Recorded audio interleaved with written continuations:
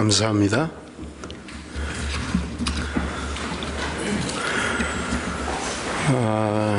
지난주에 말씀드린 것처럼 오늘 우리 베드로전서 2장 9절 10절 말씀을 증거하고 이제 출애굽기 말씀을 증거하려고 합니다. 왜냐하면 여러분, 베드로전서는 우리가 크게 분류를 하면 1장 1절부터 오늘 본문 읽은 2장 10절까지가 사실은 같은 단락에 해당하는 것입니다. 하나님이 우리를 어떻게 부르셨고 산소망으로 살게 하신 삶을 이야기하고 있는 반면에 그리스도인이 누구인가, 나는 누구인가 라고 하는 분명한 정체성을 오늘 본문이 이야기하고 있는 것입니다.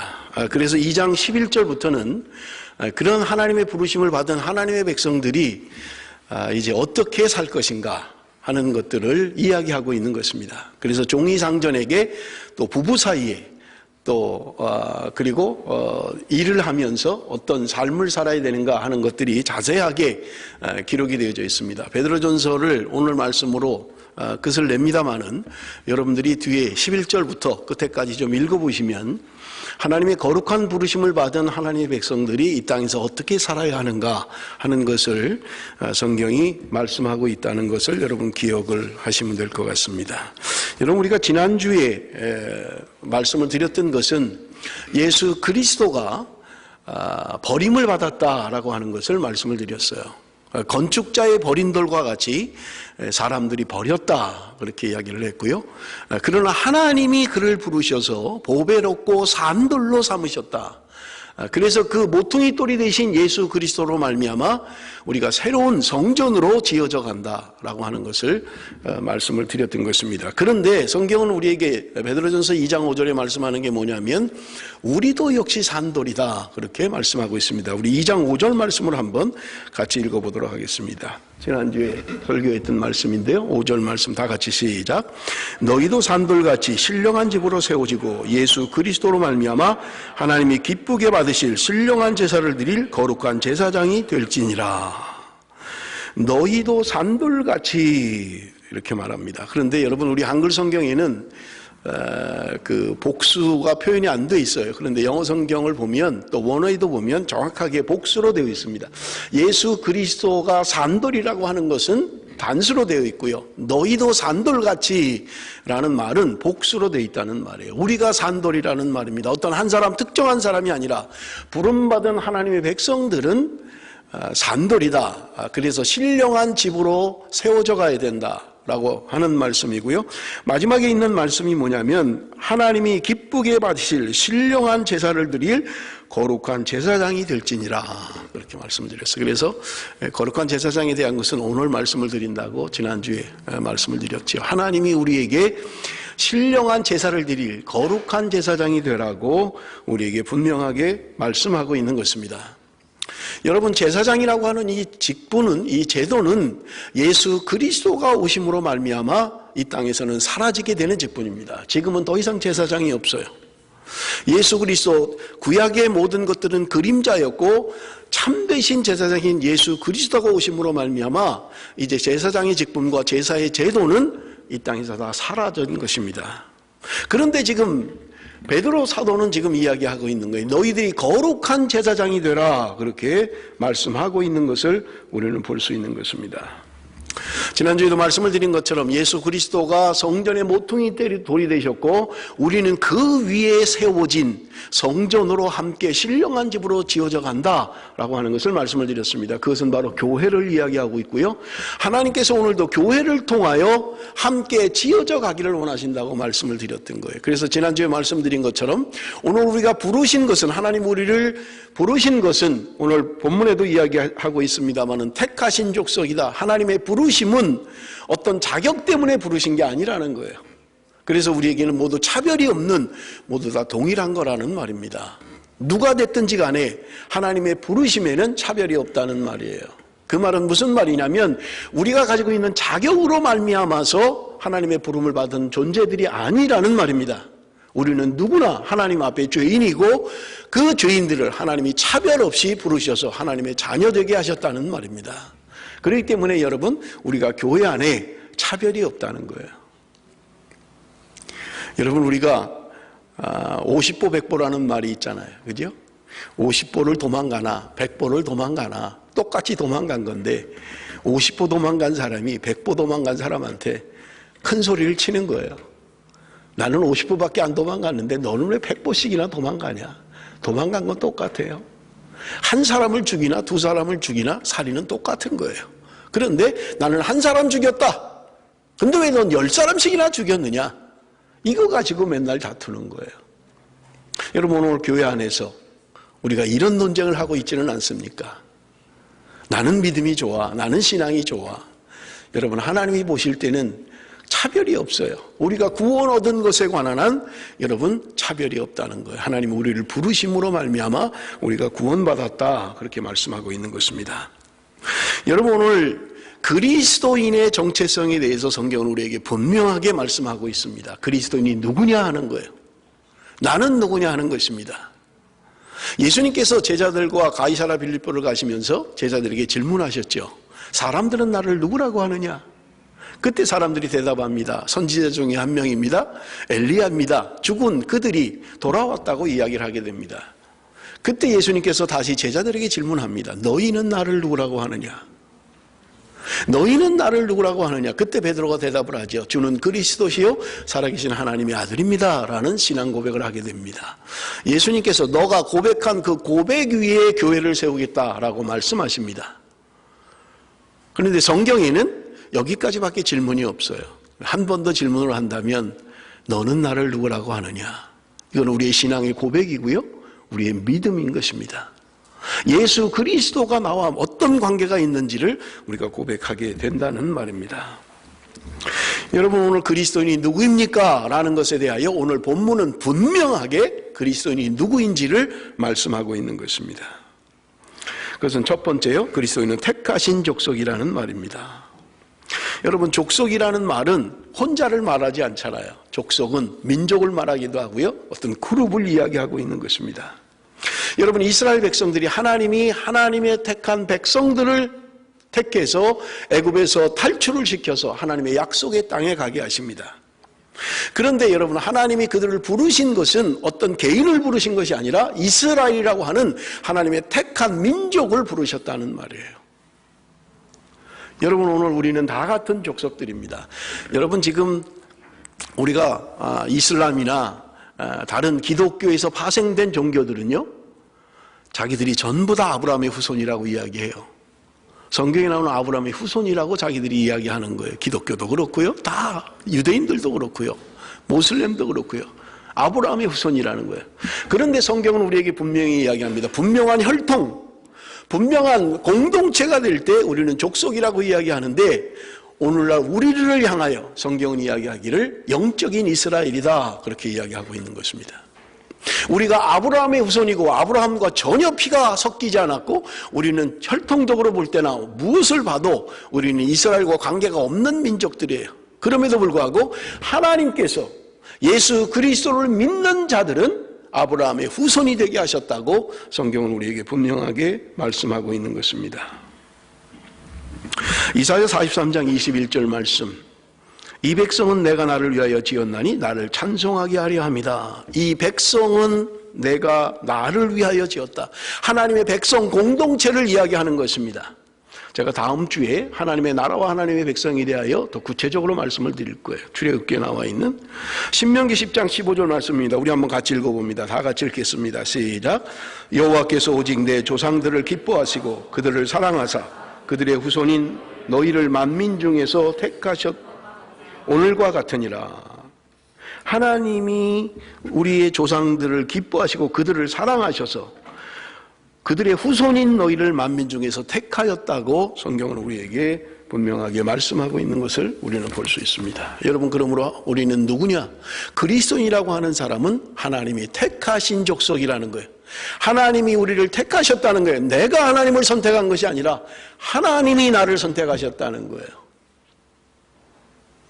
여러분, 내가 불교로 갈까? 기독교로 갈까? 천주교로 갈까? 그래서 내가 선택한 것 같습니까? 아니에요. 하나님이 우리를 선택하셨다는 거예요. 내가 선택한 것이 아니고 요한복음에 분명하게 말씀하시기를 너희가 나를 택한 것이 아니라 내가 너희를 택하였다, 분명하게 말씀하고 있는 것입니다. 그러므로 여러분, 우리는 하나님의 택하심을 받은 하나님의 백성들이라고 성경은 우리에게 말씀하고 있는 거예요. 여러분, 21세기를 살아가는 우리들이 오늘날 그리스도인들을 향하여 세상 사람들은 어떻게 평가를 하고 있습니까? 안 믿는 불신자들에게 그리스도인은 누구입니까? 라고 묻는다면 그들은 뭐라고 대답을 합니까? 여러분, 불행하게도 오늘날 많은 사람들이 한국에도 안티 크리스찬들이 많이 있다는 거예요. 기독교에 대해서 그렇게 좋은 생각을 가지고 있는 사람들이 많이 없다는 거예요. 그런데 여러분, 초기 기독교, 여러분 1세기, 2세기, 3세기 초기의 기독교인들에 대한 세상 사람들은 뭐라고 이야기했을까요? 여러분, 사료에 보면 그들에 대해 이렇게 이야기를 합니다. 베드로 설교라고 하는 외경에 보면 안 믿는 사람들이 그리스도인에 대하여 이렇게 이야기하고 있어요. 유대인이나 이방인이 아닌 제3의 족속이 나타났다. 그리스도인이라고 하는 제3의 족속이 나타났다는 거예요. 유대인도 아니고 이방인도 아니고 제3의 족속이 나타났다는 거예요. 여러분, 유대인들이라고 하는 사람들은요, 분명하게 자기의 정체성을 가지고 있는 사람들입니다. 이방인들이요, 분명한 사람들이에요. 살아가는 철학과 생각이 완전히 다른 사람들이에요. 그런데 그리스도인들에 대하여 그 당시에는 유대인과 이방인밖에 없었어요. 그런데 불신자들이 그리스도인들에 대하여 유대인도 아니고 이방인도 아닌 제3의 족속이 나타났다, 그렇게 표현했다는 말입니다. 그런가 하면 폴리갑의 순교라는 외경에 불신자들이 그리스도인에 대하여 이야기하기를 하나님을 사랑하고 경건하게 사는 사람들이다, 이렇게 표현하고 있어요. 하나님을 사랑하고 경건하게 사는 사람들이 그리스도인이다, 이렇게 표현했다는 거예요. 그런가 하면 플루타크라고 하는 사람이 도덕론에 불신자들이 그리스도인에 대하여 선하고 하나님의 사랑을 받는 족속들이다. 선하고 하나님의 사랑을 받는 족속들이라. 유세비우스의 저서에 보면 하나님을 두려워하는 매우 경건한 사람들이다, 이렇게 이야기하고 있어요. 여러분, 그리스도인에 대한 평가, 그리스도인에 대한 생각들이 초기 기독교의 불신자들은 경건한 사람들, 선한 사람들, 하나님을 사랑하는 사람들, 그런 사람들이 그리스도인이다, 이렇게 평가했다는 거예요. 그렇다면 여러분, 그 사람들은 무엇을 가지고 평가를 했을까요? 1세기, 2세기, 3세기 초기 기독교에 적어도 2000년 전에 이 땅에 그리스도인으로 살아간 사람들에 대한 평가를 무엇을 가지고 했겠느냐 하는 거예요. 분명한 것은요, 그들이 하는 말을 가지고 평가하진 않았어요.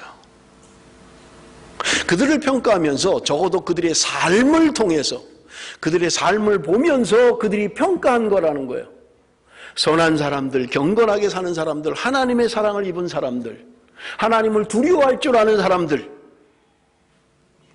그것이 초기 기독교의 그리스도인들에 대한 불신자들의 평가였다는 말입니다.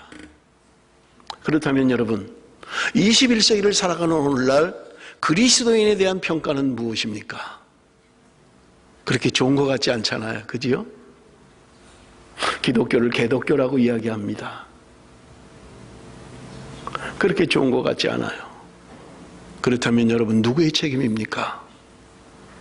적어도 1세기, 2세기, 3세기 경의 그리스도인에 대한 평가와 적어도 21세기를 살아가는 오늘날 기독교에 대한 평가가 왜 이렇게 차이가 나는 걸까요? 그것은요, 우리의 책임입니다.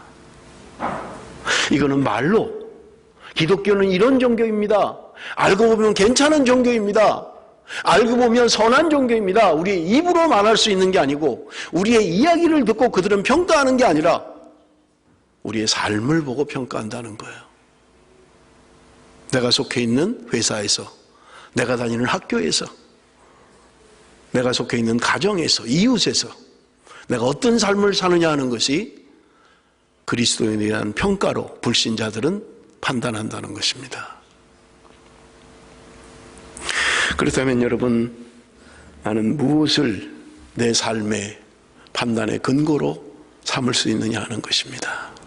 나를 보고 불신자들은 무엇이라고 판단하겠느냐는 거예요.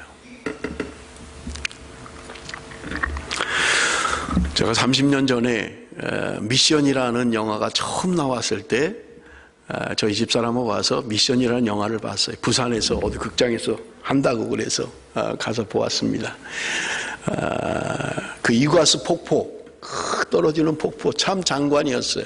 기억나는 게 동생을 죽이고, 사랑 때문에 동생을 죽이고 그 짊어지고 그 폭포수로 올라가는 그 주인공에 대한 그 모습들, 그 후르신가요? 그 부는 게 뭐예요? 그 부는 소리, 그 선교사가 부는 그 소리, 아름다운 소리들이 기억이 나요. 그런데 제가 잊을 수 없는 장면이, 지금 30년이 됐는데도 그 마지막 장면이 잊혀지질 않아요.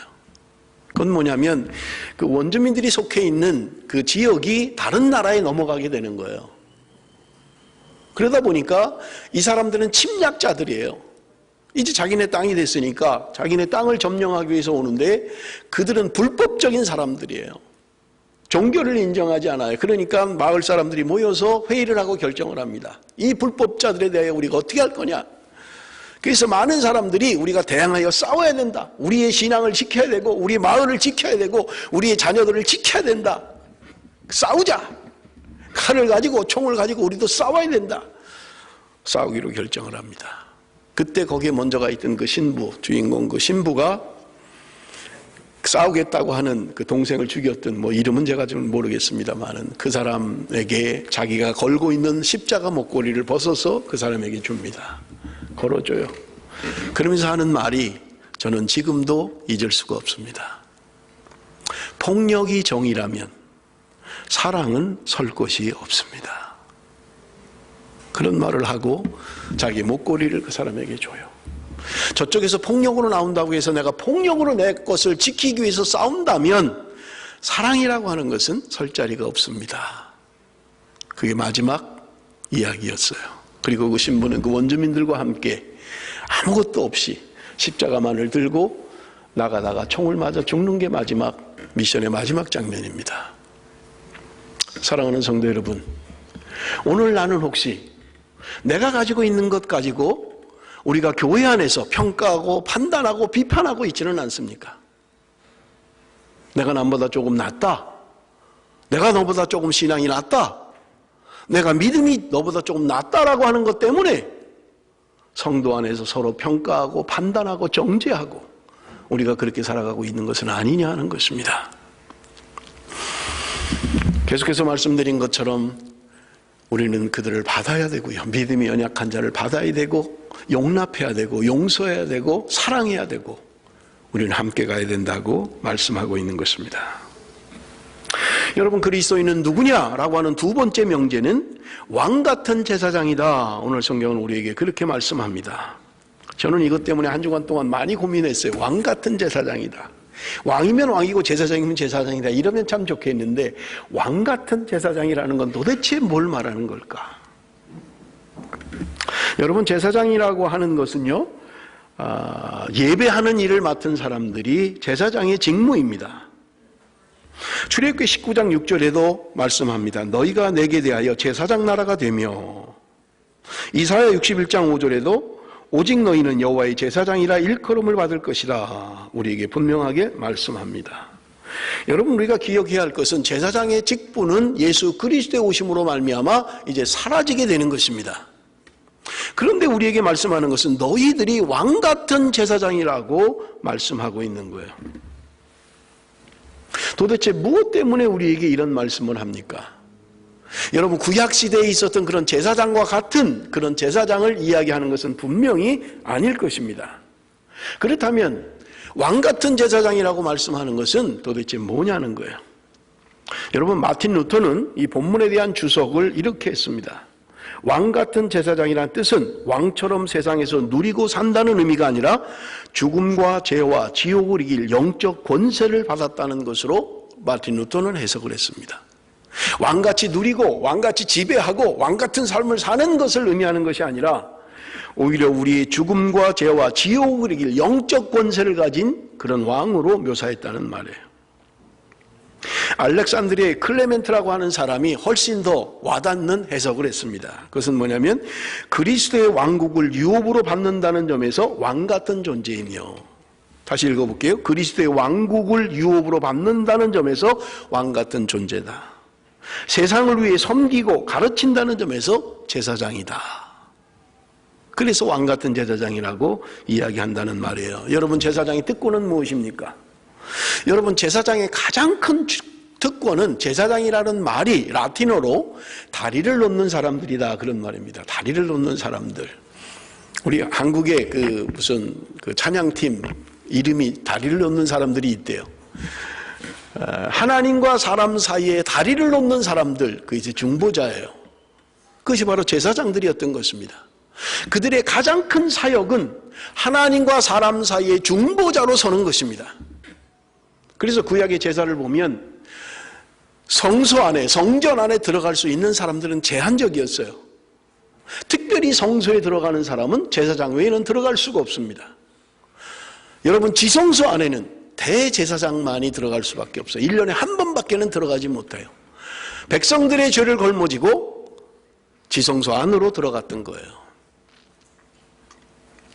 여러분, 제사장은 하나님과 사람들 사이에 다리를 놓는 이 사역을 감당했다는 말입니다.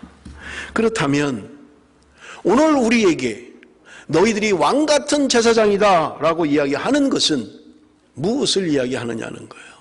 구약에서 의미가 아니라 신약적 의미로 왕 같은 제사장이라는 말은 오늘도 예수 그리스도를 모르는 사람들에게 복음을 전해서 그들이 하나님의 나라, 예수 그리스도를 바라보는 하나님의 나라로, 하나님의 나라 백성으로 변하게 할 수 있는 그런 중보적 사역을 우리가 해야 된다는 말입니다.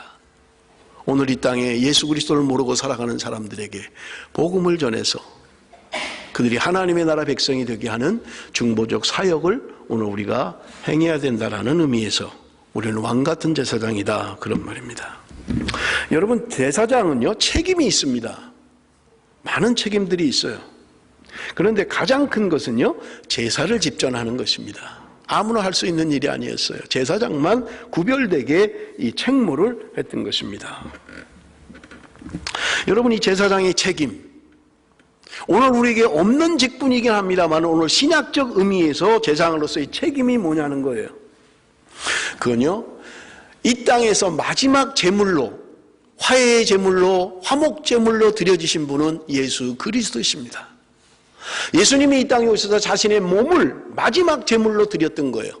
십자가의 죽음으로 말미암아 우리가 하나님과 화목하게 되었고, 우리는 하나님의 백성이 되었고, 우리의 모든 죄가 사함받는 이런 중보적 사역의 마지막은 예수 그리스도의 몸으로, 십자가의 죽으심으로 말미암아 드려지게 됐던 것입니다.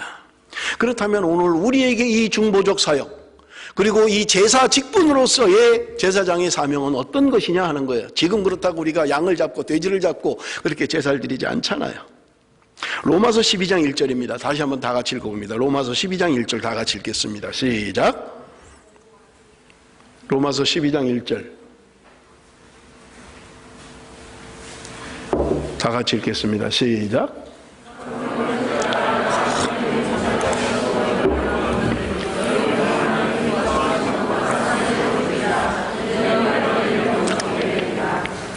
예수님께서 이 땅에 오셔서 자신의 몸을 마지막 희생제물로 드린 것처럼 오늘 우리에게 말씀하고 있는 것은 우리의 몸을 거룩한 산 제사로 드리라고 성경은 우리에게 말씀하고 있는 것입니다. 저는 고등학생 때부터 이 말씀을 읽을 때마다 잘 이해가 안 됐어요.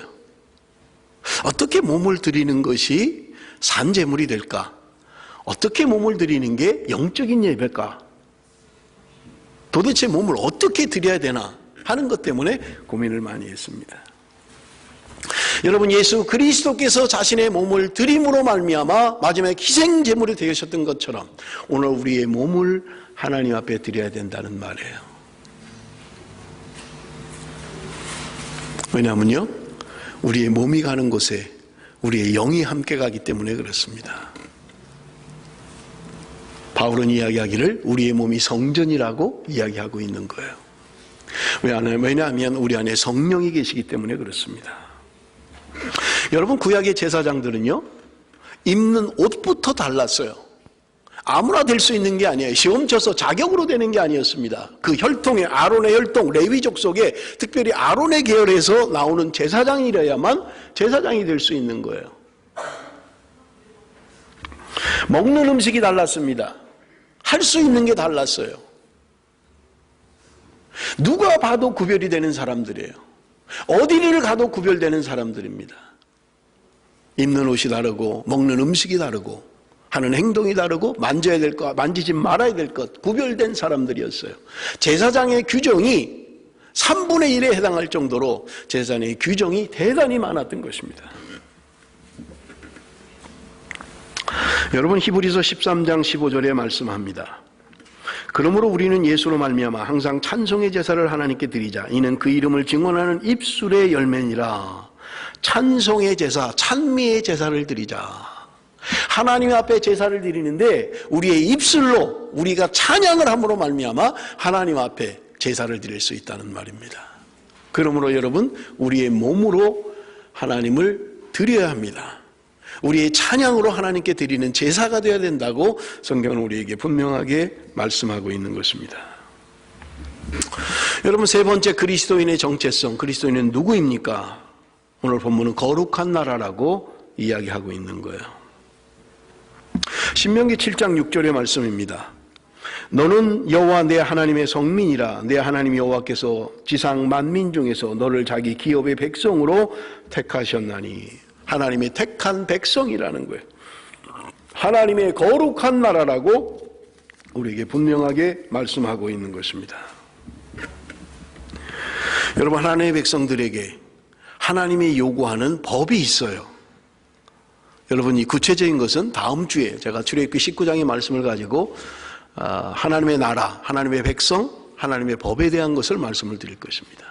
하나님이 이스라엘 백성들이 출애굽을 했을 때 시내산에서 제일 먼저 주셨던 것은 율법을 주셨던 거예요. 계명을 주셨던 것입니다.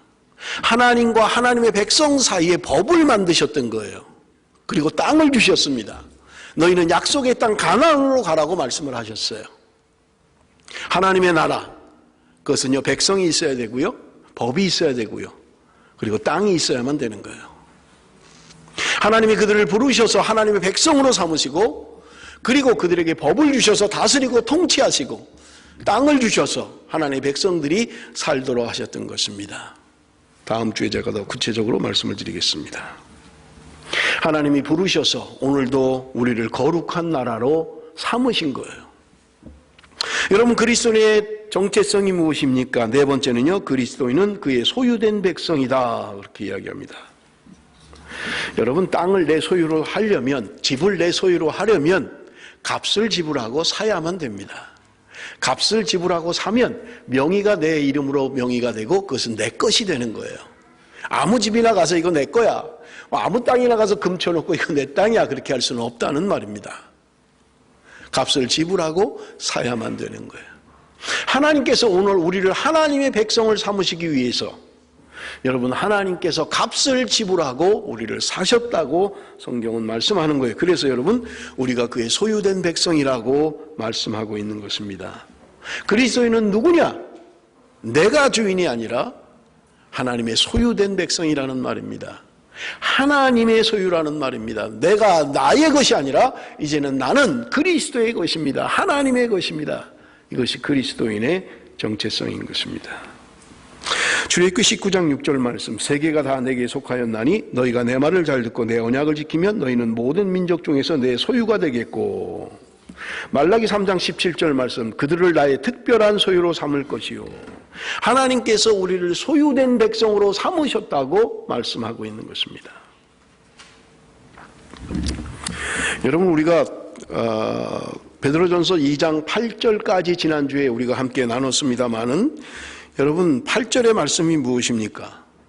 예수 그리스도가 건축자의 버린 돌과 같은 것인데 하나님이 그를 부르셔서 모퉁이 돌이 되게 하셨고 신령한 집으로 지어져 간다고 말씀하고 있습니다. 그래서 하는 말씀이 뭐냐면 7절에 보니까 그러므로 믿는 너희에게는 보배이나 믿지 아니하는 자에게는 건축자들이 버린 그 돌이 모퉁이의 머릿돌이 되고 또한 부딪히는 돌과 걸려 넘어지게 하는 바위가 되었다. 예수 그리스도, 건축자의 버린 돌과 같이 세상 사람들이 버렸다는 거예요. 예수 그리스도를 쓸모없다고 생각했고 버렸습니다. 미련하다고 생각을 했던 거예요. 그런데 하나님께서 그를 모퉁이 돌이 되게 하셨던 것입니다. 그래서 그 예수를, 모퉁이 돌이 되신, 산돌이 되신 예수 그리스도를 믿는 우리들에게는 보배이나 믿지 아니하는 자들에게는 거치는 돌, 걸려 넘어지게 하는 돌이 되었다는 말이에요. 믿는 사람에게는 보배로운 산돌이 되었고 우리도 산돌이 되어서 신령한 집으로 지어져 간다는 거예요. 그러나 믿지 않는 자들에게는 거치는 돌이 되었고 걸려 넘어지게 하는 돌이 되었다는 말입니다. 지난주에도 말씀을 드렸습니다마는 예수 그리스도를 우리가 거치는 돌이 되느냐, 예수는 나를 넘어지게 하는 돌이냐 하는 거예요. 지난주에도 우리가 함께 살폈고 함께 나눴잖아요. 성경은 우리에게 말씀합니다. 세상을 사랑하지 마라. 돈을 사랑하는 것이 일만하게 뿌리다. 오른밤을 맞으면 왼밤을 돌려대라. 내 원수를 축복해라. 살 수가 없는 거예요.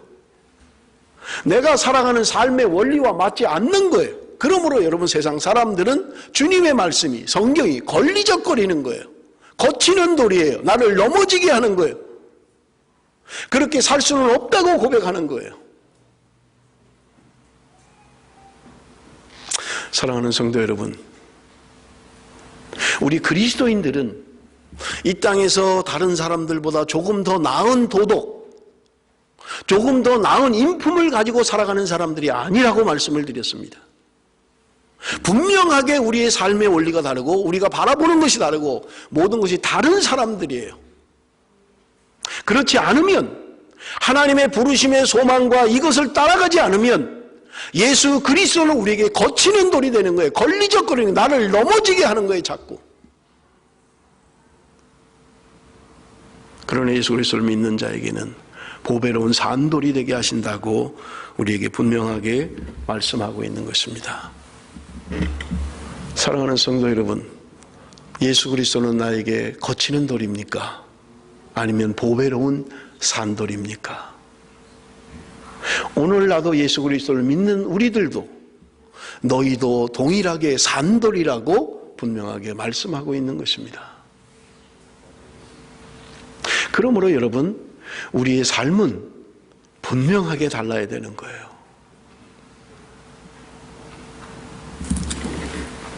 우리 한국 교회가 불행하게도 일본이 점령을 하고 일본이 다스릴 때 대한예수교 장로회 27회 총회는 신사 참배를 우상숭배가 아니라고 결정을 했습니다. 물론 헌병들이 총을 갖추고 교회당 안에서 지키고 형사들이 눈을 번뜩이고 그런 가운데 총회가 진행이 됐고, 천황에게 절을 하는 것은, 동방요배를 하는 것은 우상숭배가 아니다라고 하는 결정을 총회가 했던 것입니다. 수많은 사람들이 그중에 분연이 일어나서 이것은 불법입니다, 천황에게 절을 하는 것은 우상숭배입니다, 그래서 많은 사람들이 감옥에를 갔습니다. 많은 사람들이 감옥에서 죽었어요. 우리가 잘 아는 주기철 목사님, 손양원 목사님, 신사참배를 반대하다가 감옥에 간 사람들입니다. 여러분, 기록에는요, 형사들도 주기철 목사님을 체포하는 것을 두려워했다고 이야기해요. 왜냐하면 그는 삶으로 자기를 나타냈기 때문입니다. 강대상에서 외치는 것으로만 했던 것이 아니라 그의 삶을 통해서 그리스도인이 무엇인지를 증명했기 때문에 그렇습니다. 사랑하는 성도 여러분, 오늘날 불신자들이 나를 보면 나를 어떻게 평가합니까? 여러분, 왕같은 제사장이라는 말은 루터가 이 말씀에 근거해서 만인 사제론을 주장을 했습니다. 모든 사람이 사제라는 거예요. 모든 사람이 제사장이라는 말입니다. 이것 가지고 그렇게 주장하는 사람들이 많이 있잖아요. 다 우리가 똑같은 제사장이다. 맞습니다. 우리는 다 똑같은 제사장입니다. 왕 같은 제사장이에요. 캐톨릭에서 교회의 직분을 두 가지로 나눴어요. 그게 뭐냐면 성직자와 평신도라는 직분으로 나눠놓은 거예요. 그래서 성직자는 평신도를 다스려야 되고 교육해야 되고 가르쳐야 된다고 했던 거예요. 캐톨릭은 지금도 화채설을 믿습니다. 성찬에 대한 화채설을 믿어요. 화채설은 뭐냐면 성찬식을 집도하는 그 목사나 신부가 선포할 때 그 빵이, 그 떡이 진짜 예수 그리스도의 살로 변한다는 거예요. 우리가 마시는 포도주가 진짜 예수 그리스도의 피로 변한다는 거예요. 그래서 여러분 캐톨릭에 미사 드리는 거 혹시 보셨나요? 절대로 우리처럼 집어서 못 먹어요. 우리는 다 자기가 집어 먹잖아요. 돌아가면. 어디 예수님의 몸을 손을 대요. 그러니까 가서 다 입 벌리고 있으면 신부가 넣어주는 거예요, 입에다가. 예수님의 몸인데 감히 어떻게 손을 대요, 평신도가. 성직자가 집어서 입에다가 넣어주는 거예요. 여러분, 캐톨릭뿐만 아니라 한국교회 또 기독교회 안에 이중직제가 생긴 것입니다. 성직자와 평신도라고 하는 이중직제가 생겼어요. 여러분, 이것은 성경적인 것이 아닙니다.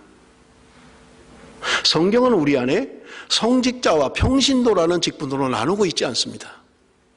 우리는 동일하게 왕 같은 제사장이고 거룩한 백성이고 하나님의 거룩한 나라이고 택한 족속이라고 성경은 우리에게 분명하게 이야기를 해요. 그렇기 때문에 여러분, 목사는 제사장이 아닙니다. 제사장의 직분은 없어요. 오히려 기능적으로 이야기한다면 목사는 선지자에 맞는 말입니다. 왜냐하면 말씀을 선포하기 때문에요. 그런데도 여러분 어떻습니까? 여러분 스스로 구분하고 있지는 않나요? 제가 일부 예배 때도 그런 얘기를 했어요. 신방을 해야 되는데 우리 위에 전도사님이 신방하는 거 하고 부목사님이 신방하는 거 하고 담임 목사가 신방하는 거 하고 여러분 어느 걸 더 선호하십니까? 그래도 담임 목사님이 기도하면 조금 더 하나님하고 가깝지 않을까? 없어요, 그런 거. 그냥 부목사님이 가셔도 괜찮고요. 전도사님이 가셔도 괜찮아요. 여러분도 마찬가지입니다. 우리는 그리스도 안에서 특별한 성직자라는 계급이 우리 안에는 없습니다.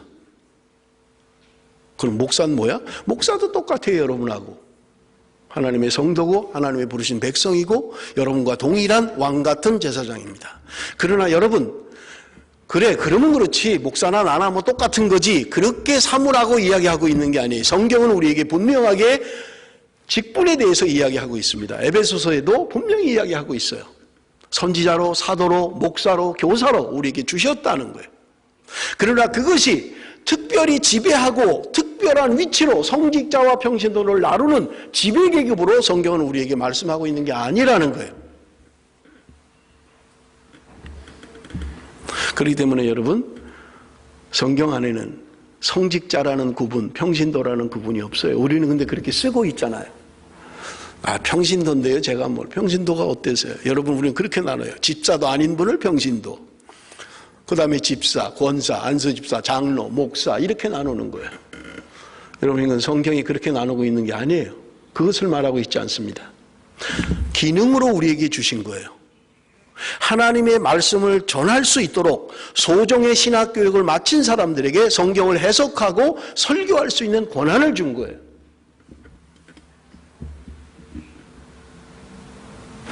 우리는 소명이라고 이야기할 때 하나님이 나를 특별하게 나를 목사로 부르셨다. 여러분, 우리는 누구나 부름을 받은 사람들입니다. 여러분의 직업으로 하나님이 여러분을 부르셨어요. 나를 교사로, 연구원으로, 직장 상사로, 사업하는 사람으로 하나님이 우리를 부르신 것입니다. 그러므로 여러분, 우리는 다 부르심을 받은 사람들이에요. 특별히 목사만 부르신 거 아니에요. 우리를 다 부르셨습니다. 목사의 직분이 성직 아닙니다. 우리는 하나님이 다 부르신 거예요. 다만 아무나 말씀을 전할 수가 없으니까 소종의 교육을 통해서 말씀을 해석하고 설교할 수 있는 자격을 준 것뿐이에요. 여러분, 이것은요, 우리에게 중요한 그리스도인의 정체성을 이야기하고 있는 것입니다. 나는 왕 같은 제사장으로 하나님 앞에 구별된 삶을 살고 있으며 하나님 앞에 예배를 드리는 하나님의 사람으로 살아가고 있느냐 하는 것에 대한 이야기예요. 그러므로 이것은요, 교회 안에 직분이 없다라고 하는 것을 이야기하지 않아요. 성경에도 직분은 이야기를 하고 있어요. 그러나 어떤 것은 특별히 성직자로의 부르심으로 그렇게 구분하고 있지는 않다는 거예요. 그러므로 하나님께서 우리를 다 성직으로 부르셨고 소명으로 부르신 거예요. 여러분의 직업이 하나님이 부르신 소명입니다. 주일날 교회 와서 성가대하고 교사하고 봉사하고 하는 것은 거룩한 일이고, 여러분이 나가서 일하고 하는 것은 세속적인 일이고 속된 일이고, 성경은 어느 곳에서도 그렇게 구분하고 있지 않습니다. 그러므로 여러분의 직업에 대하여 하나님의 부르심이 있다는 분명한 사명감을 가지고 사셔야만 합니다. 9절 말씀 우리 한번 같이 보겠습니다. 9절 말씀 우리 한번 다 같이 읽습니다. 시작. 이는 너희를 어두운 데서 불러내어 그의 귀한 빛에 들어가게 하시니 아름다운 덕을 선포하게 하려 하십니다. 하반절에 있는 말씀입니다. 여러분, 8절과 9절을 시작하면서 그러나 이렇게 시작합니다. 앞에 있는 8절에 반대되는 개념으로 9절을 이야기하고 있는 거예요. 여러분, 8절에서 무엇을 이야기하고 있었습니까? 너희들이 믿지 아니하면 부딪히는 돌과 걸려 넘어지게 하는 바위가 되었다 하였느니라. 그들이 말씀을 순종하지 아니하므로 넘어지나니 이는 그들을 이렇게 정하신 것이라. 말씀에 순종하지 아니하면 걸려서 넘어지게 될 수밖에 없다. 그러나 너희는 넘어지는 자가 아니라는 말입니다. 너희는 하나님의 택하신 족속이요 왕같은 제사장이요 거룩한 나라요 하나님의 소유된 백성이라고 분명하게 이야기하고 있는 거예요. 그것이 무엇입니까? 믿는 너희들은, 믿는 자들에게는. 그런데 이 믿는 사람들에게 왜 하나님이 부르셨으며 왜 하나님이 이 택하고 왕같은 제사장으로 거룩한 나라로 소유된 백성으로 삼으셨는지가 9절 하반절에 이야기하고 있는 거예요. 이는 너희를 어두운 데서 불러내어 그의 귀한 빛에 들어가게 하신 이의 아름다운 덕을 선포하게 하려 하시는 것이다. 어두움에 있었습니다. 내가 예수 그리스도를 믿기 전에는 어둠에 있었어요. 그런데 예수 그리스도로 말미암아 주의 보혈로 나는 부름을 받았고 빛으로 옮겨졌던 것입니다. 이 아름다운 것을 사람들에게 선포하게 하기 위해서 하나님이 나를 택하신 족속이요 왕같은 제사장이요 거룩한 나라요 소유된 백성으로 삼으셨다는 말입니다. 나같이 자격 없는 것을 하나님이 이렇게 거룩한 부르심으로 나를 부르셨다는 거예요. 그러므로 너희는 선포해야 된다는 말입니다. 여러분, 여기 선포하다라고 하는 이 말은요, 두 단어가 합성된 것입니다. 밖으로라는 단어와 알리다라는 말이 합성된 거예요. 밖으로 알려야 된다는 말이에요. 여러분, 유일하게 신약 성경에서 한 번 사용한 단어입니다. 너희들은 안 믿는 사람들에게 예수 그리스도의 복음에 관한 어둠에서 빛으로 옮겨진 너희들이 증거해야 된다는 거예요. 선포해야 된다는 말입니다. 이것이 우리를 부르신 하나님의 백성들, 거룩한 나라, 왕같은 제사장, 하나님의 택한 족속들이 삶의 원리로 삼아야 될 분명한 지침을 우리에게 주고 있는 것입니다. 여러분, 10절 마지막 말씀 우리 한번 다 같이 읽겠습니다. 10절 말씀 다 같이 읽습니다. 시작. 너희가 전에는 백성이 아니더니 이제는 하나님의 백성이요 전에는 긍휼을 얻지 못하였더니 이제는 긍휼을 얻은 자니라. 너희가 전에는 백성이 아니더니, 예수 그리스도 밖에 있을 때 너희는 백성이 아니었다는 거예요. 그러나 이제 그리스도 안에서 너희는 하나님의 백성이 되었다, 우리에게 말씀하고 있는 것입니다. 전에는 긍휼을 얻지 못하더니 이제는 너희가 긍휼을 얻은 자 되었다. 이 긍휼이라고 하는 단어는요, 히브리 말로 헤세드라는 말입니다. 구약 전체에 흐르는 아주 중요한 단어입니다. 하나님의 긍휼, 하나님의 긍휼하심. 하나님이 오늘 우리를 긍휼히 여기셔서 하나님의 자녀 삼으셨고 아름다운 덕을 선전하고 선포하는 자로 하나님이 오늘 우리를 부르셨다는 분명한 사실인 것입니다. 사랑하는 성도 여러분, 제가 요즘 성경 공부를 하면서 자주 사용하는 단어가 있어요. 그것은요, 왜 이렇게 공허하지? 이런 말을 자주 사용합니다. 하나님의 택한 족속, 하나님의 왕같은 제사장, 하나님의 거룩한 나라, 하나님의 소유된 백성, 내가 너희들의 하나님이 될 것이다. 내가 너희들을 나의 백성으로 삼을 것이다. 이렇게 위대한 고백들을 하고 있는데도 여러분, 우리는 감동이 없는 거예요. 그게 여러분들의 삶에 이 말씀이 커다란 울림으로, 커다란 감동으로, 견딜 수 없는 감동으로 와닿습니까? 여러분, 하나님이 우리를 부르신 것은요, 하나님의 거룩하심으로 부르신 것입니다. 베드로가 고백하고 있는 것처럼 우리는 자라가야 되고요, 예수 그리스도에게까지 자라가는 하나님의 사람으로 살아가야만 하는 것입니다. 이 세상이 감당할 수 없고 세상 사람들에게 분명한 우리의 삶으로 감동을 주는, 그래서 여러분, 하나님의 거룩한 부르심은 특별히 교회에 와서만의 교회의 삶만을 이야기하는 것이 아니라 여러분들이 살아가는 가정에서, 여러분이 다니는 학교에서, 여러분이 다니는 직장 안에서 하나님이 나를 왕같은 제사장으로 부르셨고 하나님이 나를 거룩한 나라로 부르신 하나님의 백성다운 삶을 이 땅에 살도록 하기 위해서 하나님이 우리를 거룩한 부르심으로 부르셨다는 것입니다.